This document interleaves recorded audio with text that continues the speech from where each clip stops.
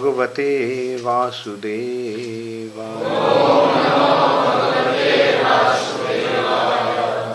Srimad Bhagavatam, 3rd Canto, Chapter 25, The Glories of Devotional Service, Text 16.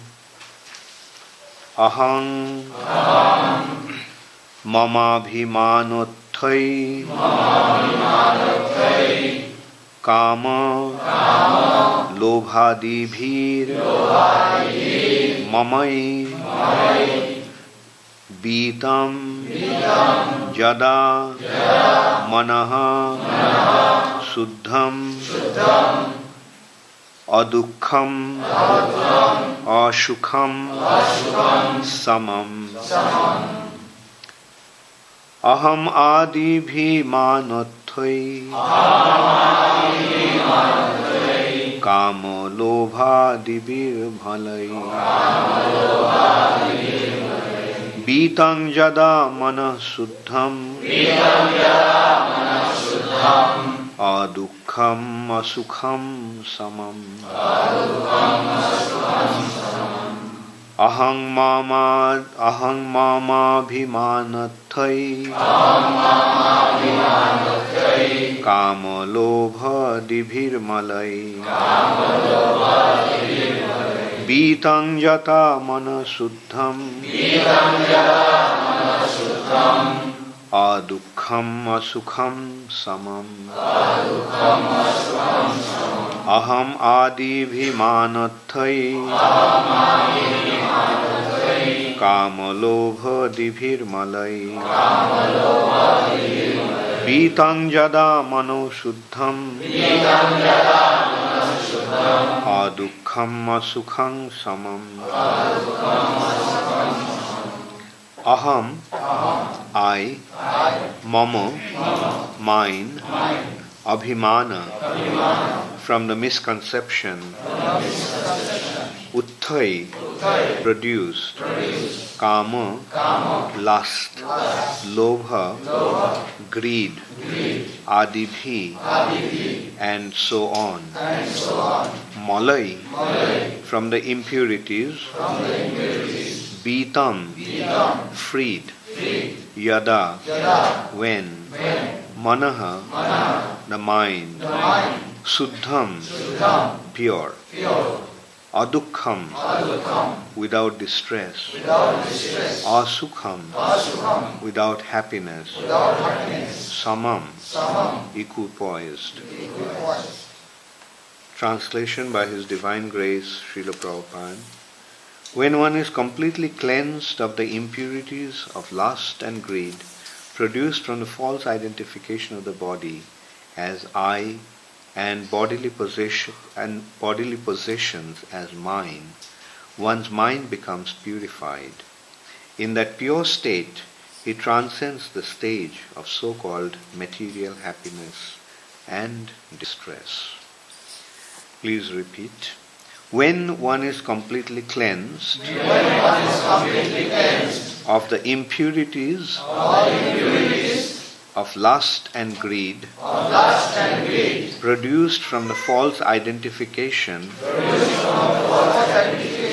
of the body as I and bodily possessions as mine, one's mind becomes purified.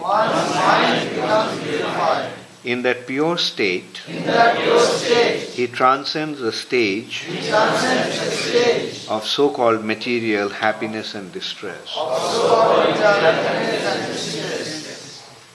Purport by Srila Prabhupada. Calm and love are the symptoms of material existence. Everyone always desires to possess something. It is said here that desire and greed are the products of false identification of oneself with the body. When one becomes free from this contamination, then his mind and consciousness also become freed and attain their original state. Mind, consciousness, and the living entity exist. Whenever we speak of the living entity, this includes the mind and consciousness. The difference between conditional life and liberated life occurs when we purify the mind and the consciousness. When they are purified, one becomes transcendental to material happiness and distress. In the beginning, Lord Kapila has said that perfect yoga enables one to transcend the platform of material distress and happiness. How this can be done is explained here. One has to purify his mind and consciousness. This can be done by the Bhakti Yoga system, as explained in the Narada Pancharatra. One's mind and senses should be purified. Tat paratvina nirmalam.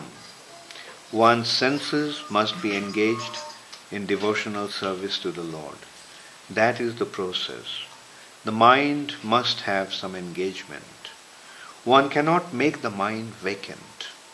Of course, there are some foolish attempts to try to make the mind vacant or void, but that is not possible. The only process that will purify the mind is to engage it in Krishna. The mind must be engaged. If we engage our mind in Krishna, naturally the consciousness becomes fully purified, and there is no chance of the entrance of material desire and greed. Aham mama bhi manathai kama lobha divir malai bitang jada manosuddham adukham asukham samam. When one is completely cleansed of the impurities of lust and greed produced from the false identification of the body as I and bodily possessions as mine, one's mind becomes purified. In that pure state, he transcends the stage of so-called material happiness and distress. So, Kapil Muni is instructing his mother. After his father left home, his mother was left by his father at his custody. He told him to take care of his mother. And his mother, who was well aware of the fact that her son is none other than the Supreme Personality of Godhead, asked him some questions. And in response to those questions, Kapil Muni is mentioning these instructions. Actually, Devahuti's question was very simple, very pertinent question. That how can I become free from this miserable entanglement of the body? How can I become free from this dangerous situation that I am in? And how can I become free from these very disgusting onslaughts of the senses? And while answering the questions,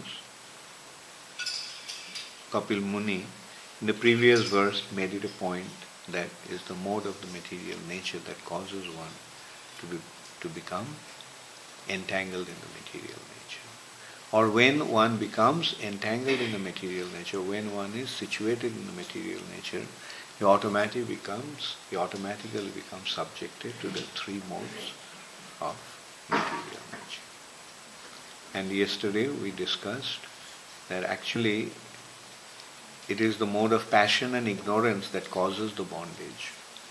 And when one transcends the influence of the mode of passion and ignorance and comes to the mode of goodness, he somewhat realizes the condition of the material nature, but he cannot properly understand the spiritual reality. Mode of goodness is not enough. That's also a material mode. Goodness, it's in the goodness. It is recognizing the influence, the evil or undesirable influence of the passion and ignorance. But in itself, mode of goodness is not enough to free one from the bondage of the material nature. That is the difference between conditioned stage and liberated stage. The stage in which the consciousness of the living entity is attracted by the three modes of material nature is conditional life. But when that same consciousness is attached to the Supreme Personality of Godhead, one is situated in the consciousness of liberation. So bondage and liberation is simply a matter of being separated from the Lord and being attached to the Lord. When we are separated from the Lord, we are in the material nature. When we are connected to the Lord, we are in the spiritual nature. And in today's verse, he is pointing out that ultimately it's a matter of consciousness and mind. Now, what is the link between consciousness and mind? Consciousness is the inherent characteristic of a living entity. The soul is there, and wherever there is a spirit soul, the consciousness must be there. This consciousness is the symptom of life, meaning the consciousness is a symptom of the existence of the soul.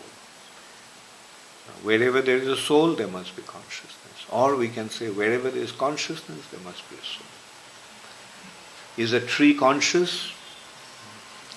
And if a conclusion is yes, a tree is also conscious, then we have to conclude that there is a soul in the tree. Although to our bare eyes it may appear that a tree doesn't have a soul, tree is not a living entity. And that is the difference between the Vedic understanding and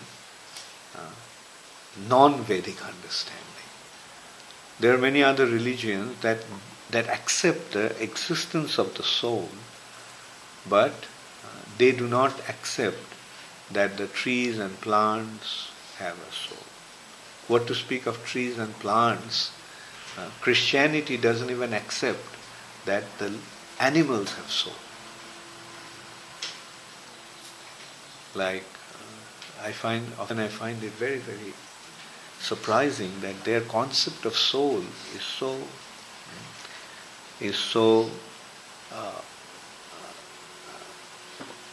so incomplete, or they don't actually have any understanding of the soul. Now Christianity doesn't accept the animals have soul.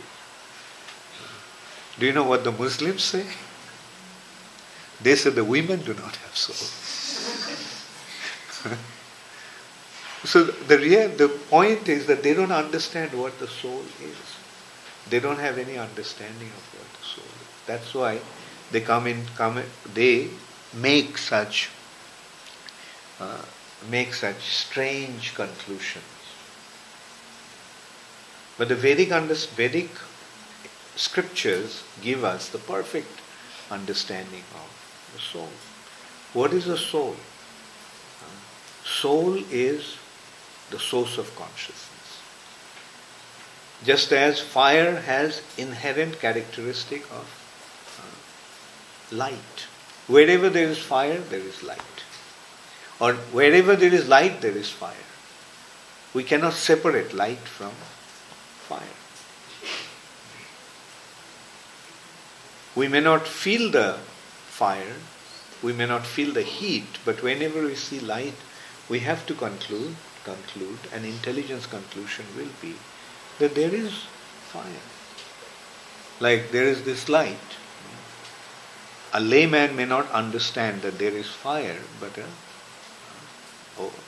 a knowledgeable person will know that there is fire. That's what is happening. Electricity is passing through the filament. And the filament is causing the resistance to the flow of electricity. And as a result of that, the filament is becoming hot, the resistance. And that heat is generating the light. Heat is there. That heat is fire. And it is generating the light.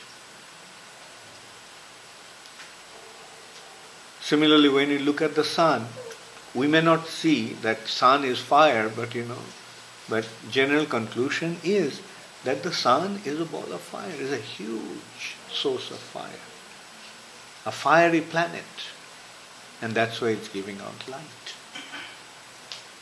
So just as wherever there is light, we have to understand that the source of that light is fire. Similarly, wherever there is consciousness, we have to conclude that the source of that consciousness is the soul. So soul and consciousness cannot be separated. That is the Chit aspect. A soul is Sat, Chit, Ananda. A soul is eternal, Sat.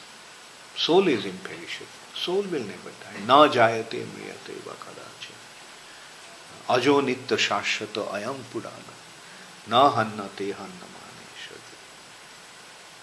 So that is the nature, that's the characteristic of the soul. Eternal, ever existing, everlasting.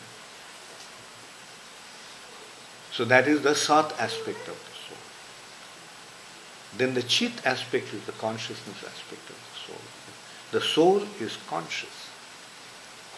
And soul is constantly hankering for Ananda. In its natural state, a soul is Anandamaya. Soul is Anandamaya. Just as Krishna is Anandamaya, the soul is Anandamaya. But that Ananda aspect of the soul is relative to its connection to Krishna. When the soul is connected to Krishna, it is Anandamaya. When the soul is separated from Krishna, then this Ananda aspect is missing. He becomes Nirananda. So these three characteristics that are spiritual and that are inherent in Krishna are also present in a spirit soul in its constitutional position. But he loses his constitutional position. He loses his constitutional position when it separates from Krishna. And the example for that is just like a spark of fire.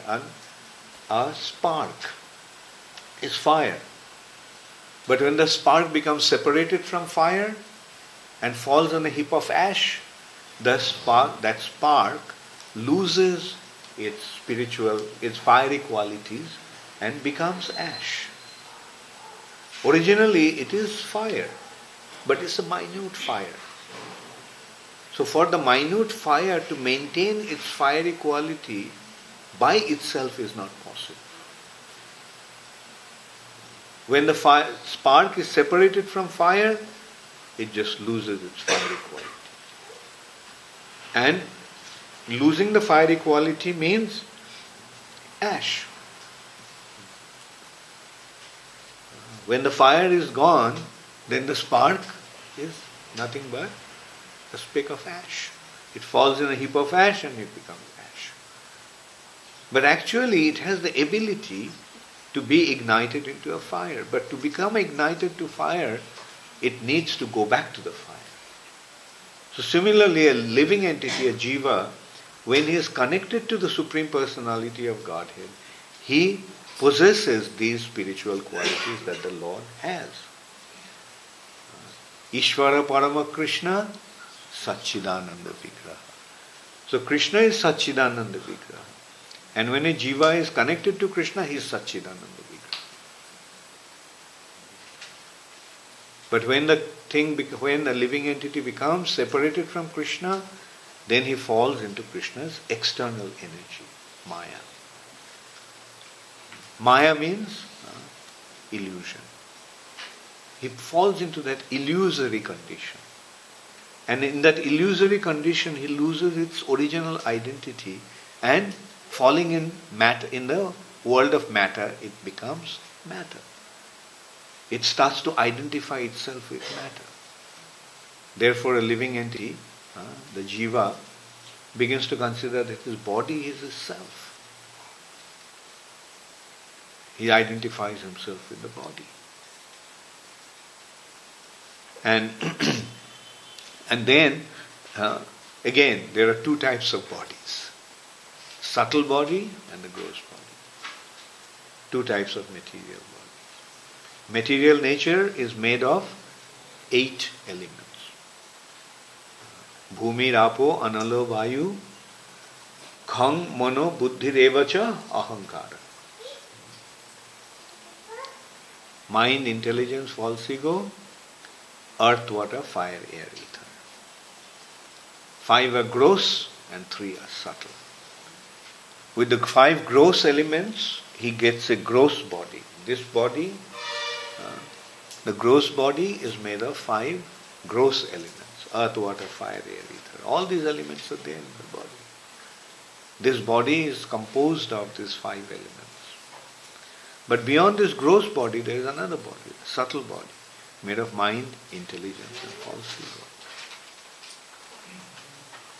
False ego, the first covering for a living entity. False ego, mistaken identity. The moment a living entity comes to the material nature, or we can say, the moment a living entity looks away from Krishna, because it is minute, its consciousness is very minute. The minute means it is like a ray of consciousness. A living entity's consciousness is like a ray of consciousness. That ray of consciousness can be projected only on one point. A living entity can project his consciousness only in one direction. It can either project its consciousness towards Krishna, or it can project its consciousness away from Krishna. When a living entity projects its consciousness away from Krishna, then what is away from Krishna? Krishna's external energy. There are only two things: Krishna's internal energy or Krishna's external energy. When you are looking towards Krishna, we are looking towards Krishna's internal potency. When you are looking away from Krishna, we are looking at Krishna's external energy. And when we look towards external energy, which is inferior, but Jiva Bhutang Mahabaho Jajedang Dharjate Jagat. The Jiva Bhutang, the living entities, are coming from Krishna's superior energy. Living entities are coming from the superior energy of Krishna. But Aparayamitasthannang, this material nature is Krishna's inferior energy, Apara. But Prakriting Viddhi Me Param. The internal energy is the superior energy. External energy is inferior energy. Living entities are coming from superior energy. And it's looking now towards the inferior energy. What happens when a superior comes across an inferior? He develops a tendency to lord over. It's a natural tendency. As soon as a living entity comes across this inferior material nature, because he is superior, he develops a tendency to lord over. Now the tendency to lord over is the cause of his false ego. It's a matter actually. This tendency is an influence of a certain matter called false ego, which causes the covering to the living entity. It becomes covered by false ego. False ego, mistaken, he becomes covered with a mistaken identity. Instead of becoming the servant of Krishna, he identifies himself to be the Lord and Master of this material nature. And that's the first covering. Then through intelligence he gets the covering of intelligence, and as a result of that he begins to think, how is he going to exploit this material nature?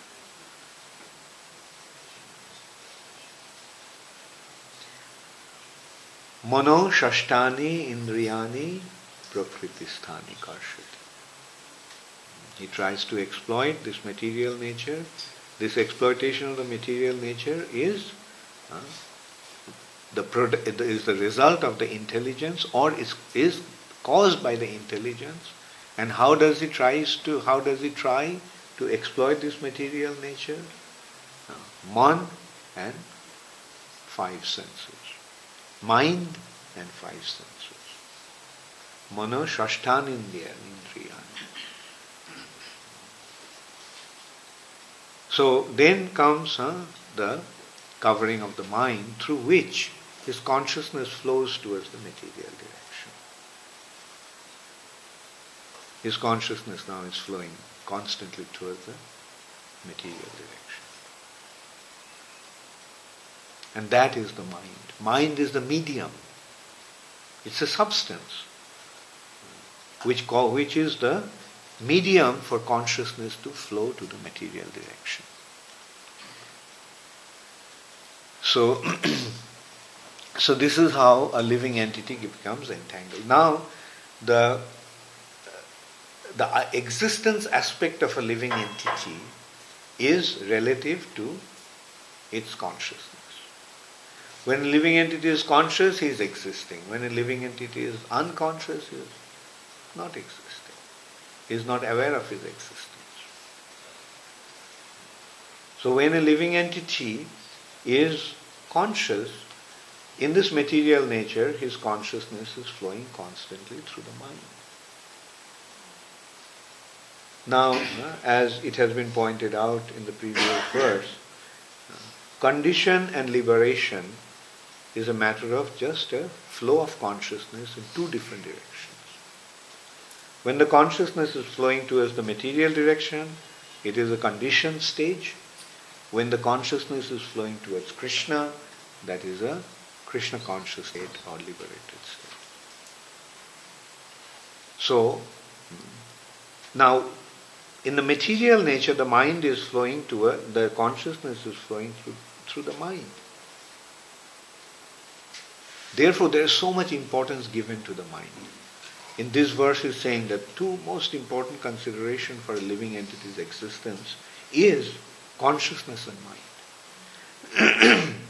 In Bhagavad Gita, Krishna is giving so much emphasis on this mind. That man manabhava, time and time again, Krishna is pointing out. With your mind you think of me. With your mind you think of me. What does it mean? Change your consciousness. Through your mind, your consciousness is flowing towards the material direction. Now you change the direction. Don't think of matter. Don't let your consciousness be projected to matter. Rather, let your consciousness come towards the spiritual direction. Think of me. So this is actually a process of changing one's consciousness.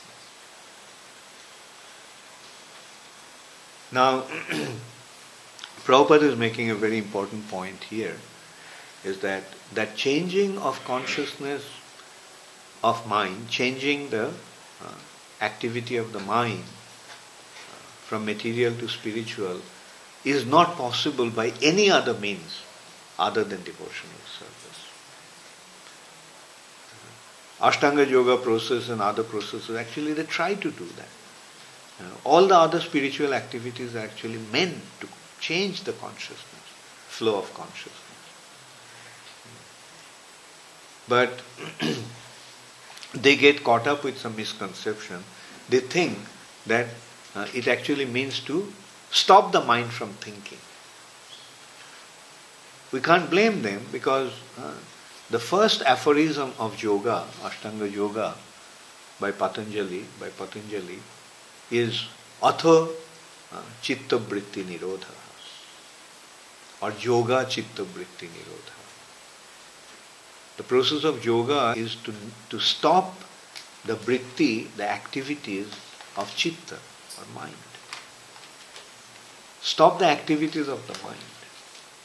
But what it actually means, stop the material activities of the mind.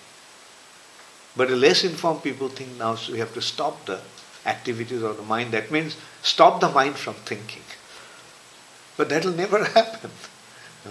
Mind will never be able to stop thinking. Now only when you become unconscious, then we can. Probably you'll stop thinking when you are dead. But still then we won't. Because the subtle body will be there and the activity of the subtle body will continue. The consciousness will be dwelling in the subtle body, just like in a dream. We are asleep, but we are dreaming. Consciousness is still active, but on the subtle plane. There is a stage when it is complete cessation of consciousness. That is a state of shushupti. That is a state of total inactivity of the soul, deep sleep, which is considered to be tamishra and andha-tamishra. This is a region. When the soul goes into that region, then the soul is completely inactive. Inactive means the soul doesn't have any consciousness, active consciousness. But that is not the desirable state. Our goal of life is not to die. But this system or this misconception is leading them to think that, to become dead. The Buddhists, the impersonalists, that is their goal. Shunya, void. Become completely unconscious. But unconsciousness, to become unconscious, is not the goal of life, cannot be the goal of life. We are conscious. The goal is actually to become superconscious. The goal of life is not to become unconscious, but to become superconscious. The goal of life is to become Krishna conscious. So that is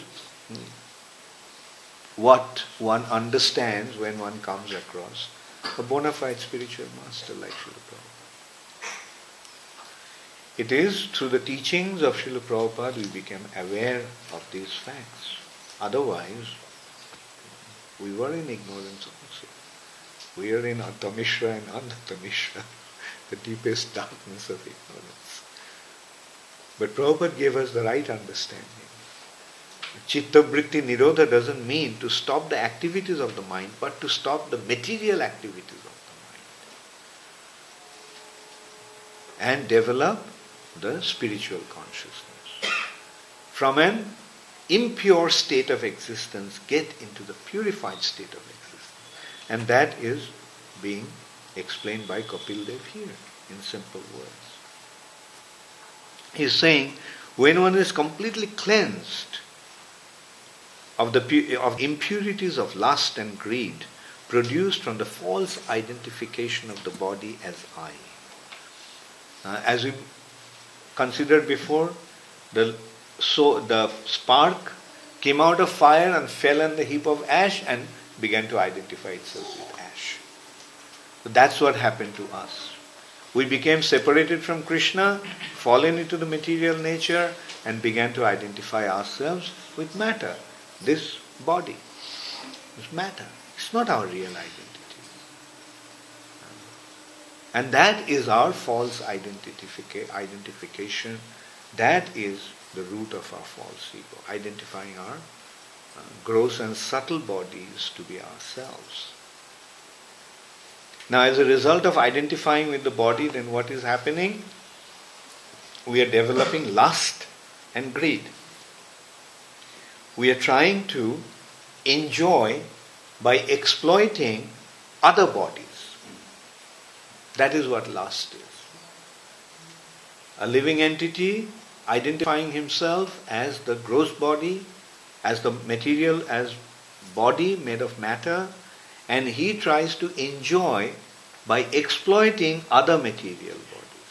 And that is the definition of lust. And to desire to possess more and more in order to enjoy, that is greed. But these two are the basic characteristic or basic influence of the mode of passion and ignorance. Tada rajas tamo bhava kama lobha dayascha je kama lobha dayascha je. So here also kama lobha dibhir malai, kam, lust, and lobh, greed. Adibhi means etc. begins with lust, greed, and etc. What are the other ones? Anger, illusion, envy, pride. Lust, greed, illusion, envy, anger, and pride. These are the 6 impurities of the soul. So how to purify them? The way to purify them is, as Prabhupada explained very clearly in the purport, Krishna consciousness. Krishna consciousness. Turn your consciousness towards Krishna. How to do that? By constantly thinking of Krishna with the mind. Consciousness is flowing through mind. But think of Krishna. That will make the consciousness to become purified. That means consciousness will be now projected towards the spiritual direction instead of the material direction.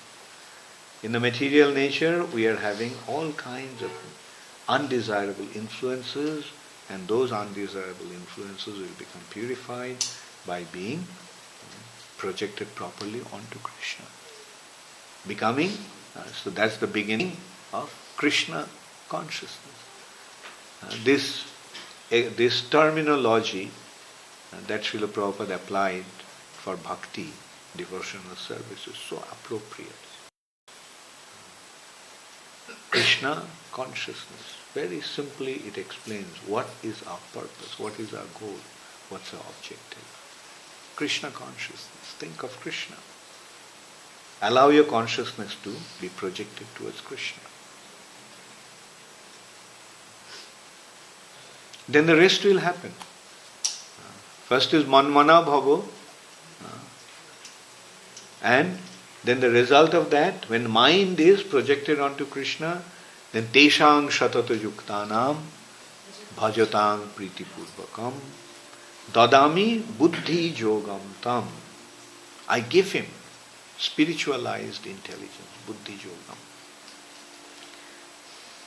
So this buddhi yoga is the purification or proper application of intelligence. All this while we are trying to exploit the material nature with our intelligence, and now that intelligence is projected towards Krishna and thinking, how am I going to serve Krishna? That is the buddhi yoga. So intelligence is purified.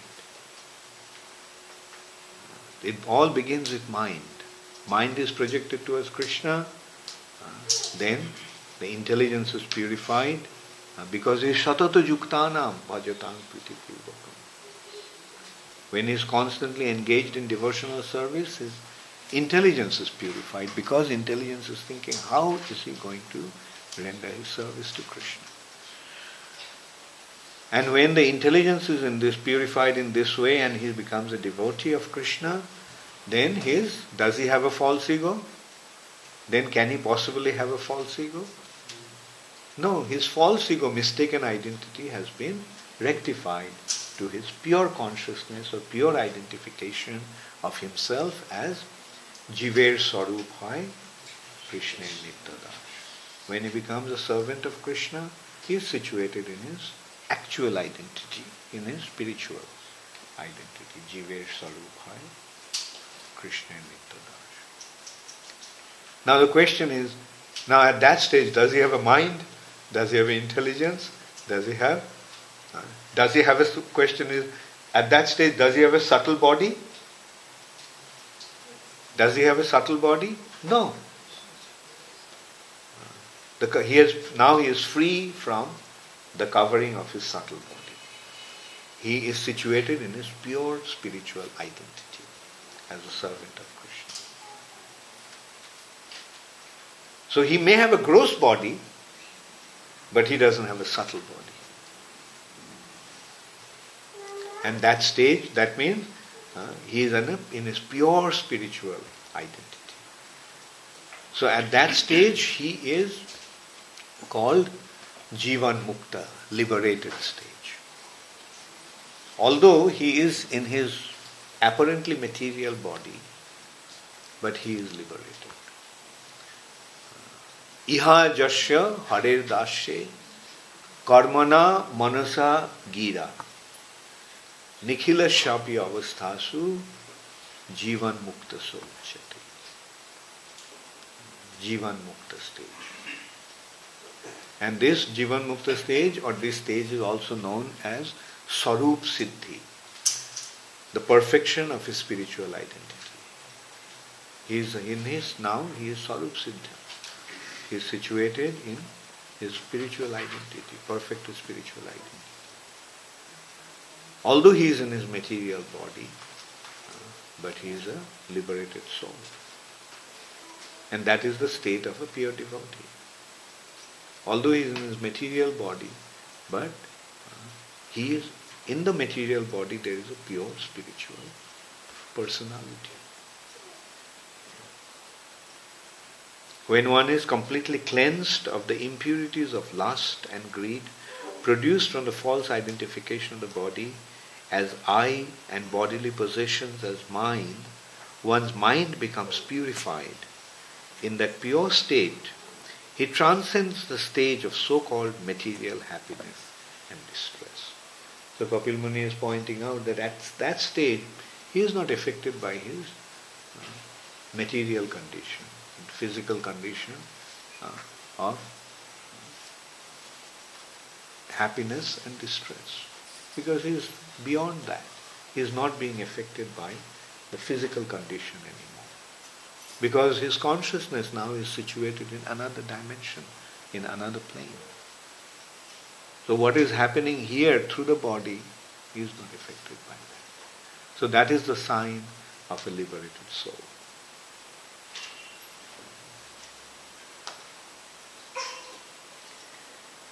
So, and Srila Prabhupada very emphatically pointed out that one can achieve that state only through pure devotional service, not by any other means, not by austerities, not by penances, not by Ashtanga Yoga, not by any other so-called spiritual activities.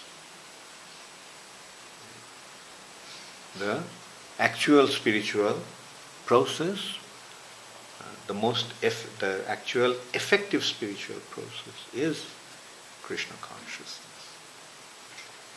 And we are very fortunate that we somehow found it, we somehow got it.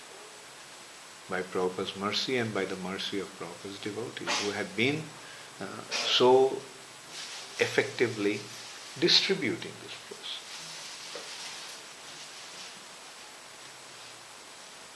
And if we apply the process, then we'll see how it works.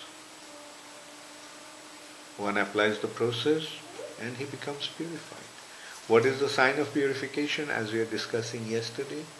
The sign of this purification is how one lives his body, lives here or her body.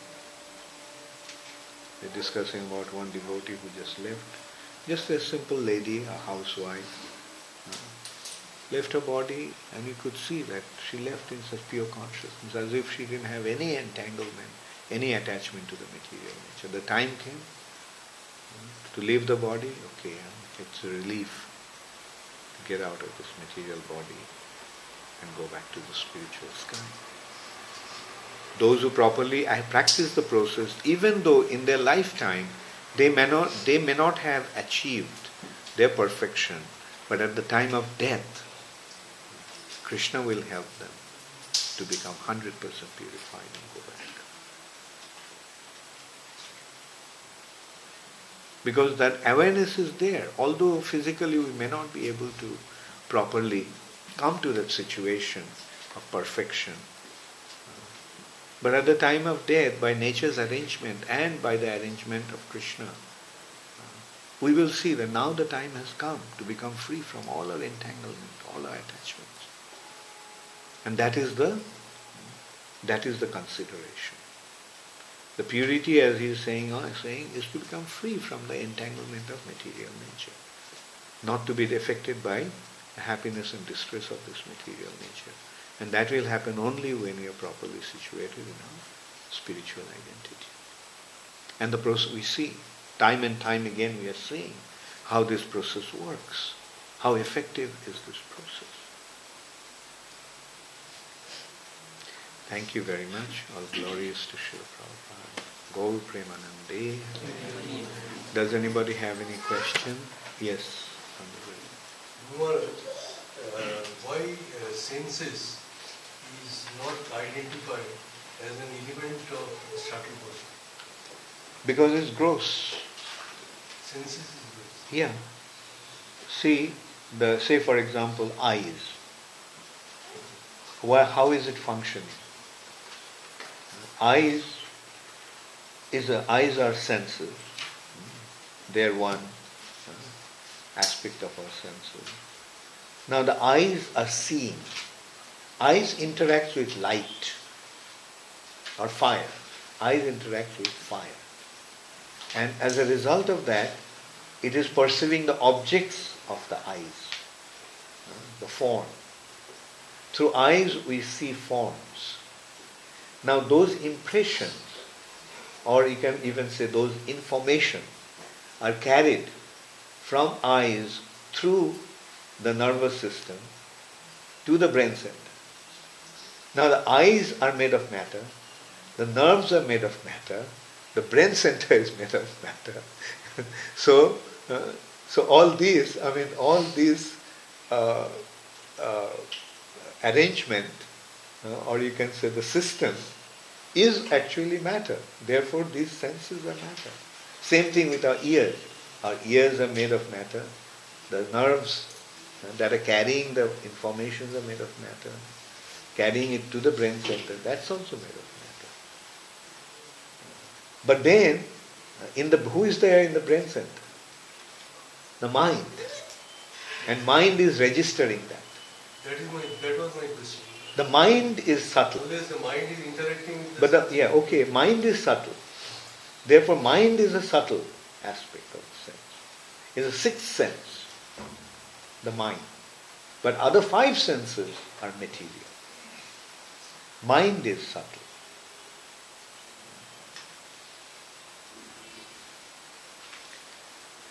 Yes.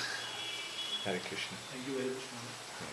In the earlier part of the class, we were mentioning how the soul is Sat Chit Ananda, and the Ananda aspect is dependent on its connection with the Lord.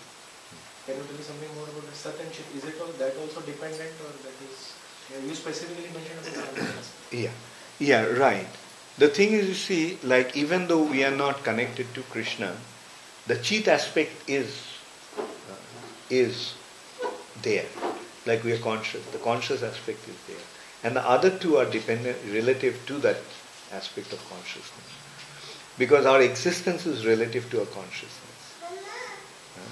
Like I am because I am conscious. When I am not conscious, am I existing?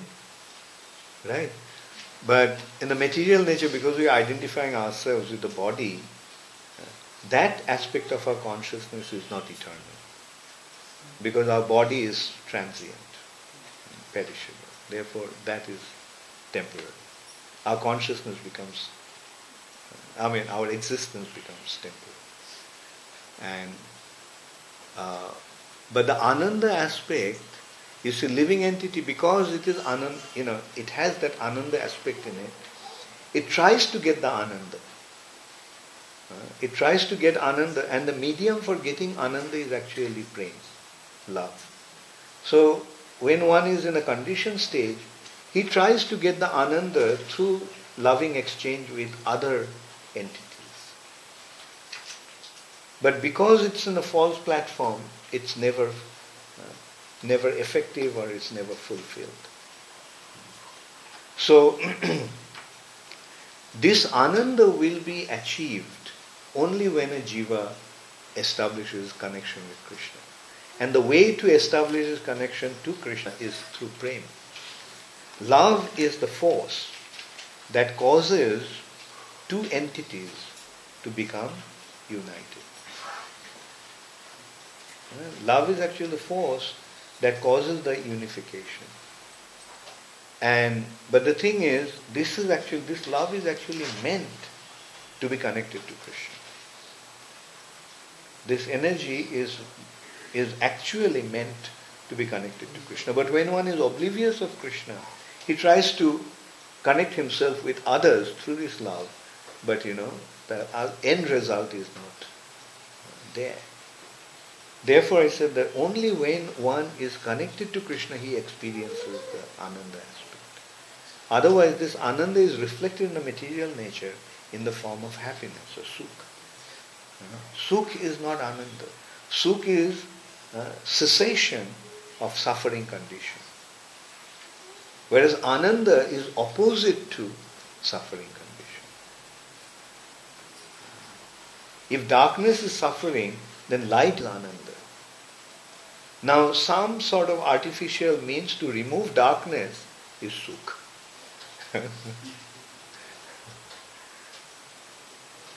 Thank you. Hare Krishna. Any other question? Okay. Priyavrata, do you have a question? Yeah, I'm just trying to analyze this particular question. You were saying that Anand, what we get here is in a minute or is a reflection. And there is a Anand with Krishna is on the full, complete Right. Anand. And permanently. Right, yeah, exactly. Because he's in Anand all the time. Right.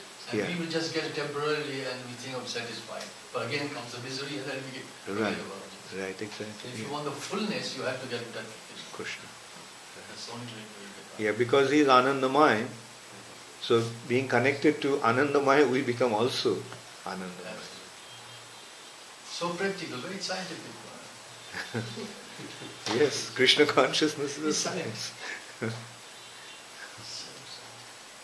Yes, Gavin. This is a quote from Bhagavad Gita, Manashashta Indriyan. Krishna is saying this, exploiting mind and senses, but not while with intelligence and falsehood. Only. But that is Indriyana what is that verse? Indriyabha param. Indriyani param nahur. Indriyabha param manaha. Manasastu para buddhi. So this is the like the gross material object. From gross material objects, Indriya, the senses are superior. From the senses, mind is and intelligence is, and mind is superior. And even superior to the mind is the intelligence. So you see, Prakriti Sthani Karshati, exploiting. Who is Karshati?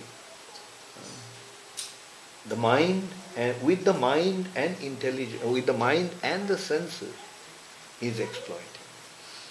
But intelligence is above that, which is considering how the mind and the senses will exploit successfully.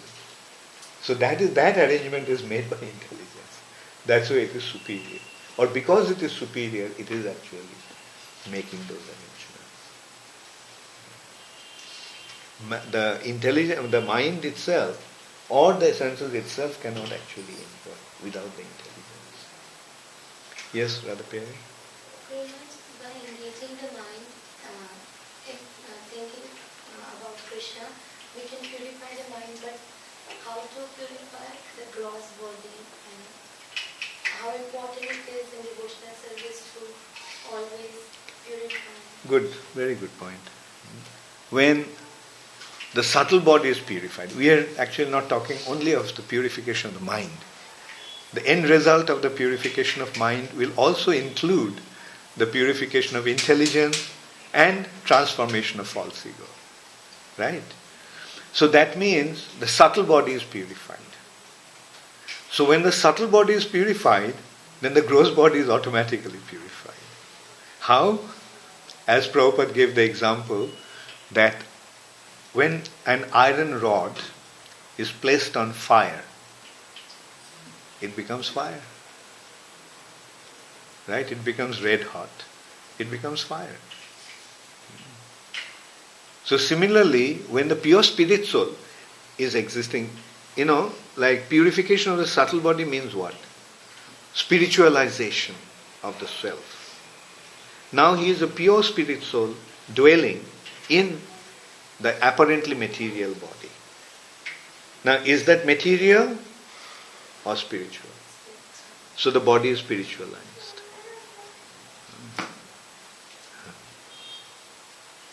Therefore, it is said that the body of a pure devotee is spiritual.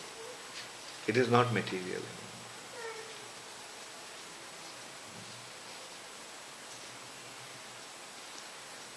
Okay, so thank you. Do you have a question? Yeah, say it. Why are you hesitating? You said that body is made of five material things. So animal's body also are made of the same process. Yes, what do you think? When you touch an animal body, do you feel the heat? Yeah? So where did the heat come from? From the sun. No, in the animal body, when you touch the animal, right? Do you feel the heat in the body? Just like you touch a living body. Is it hot? Yeah. Did you ever touch a dead body? No, it's cold. Okay. Yeah, so you know at least. Theoretically it's cold. But why is living body is hot? Because there is fire in the body. Fine. Right? Does a body breathe? So what is the breathing process is consisting of? Fine. Air. Air, not fire. Breathing is not true. Exactly. Does an animal breathe?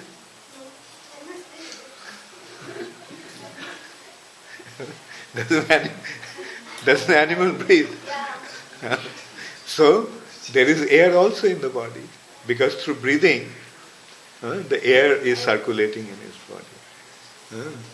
So you can see there is solid substance, there is liquid substance in the body, there is fire, there is ether, and there is also air, and there is also ether.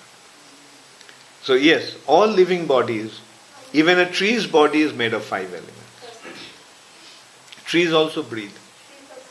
Yes. But they don't have senses, you know? Huh? They don't have senses. They have their senses, but not as active as your senses. The trees, Acharya Jagadish Bose, he developed a machine through which he could demonstrate that trees also feel happiness and pain.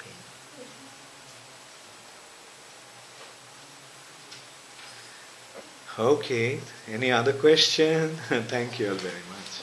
Gaur Premanande.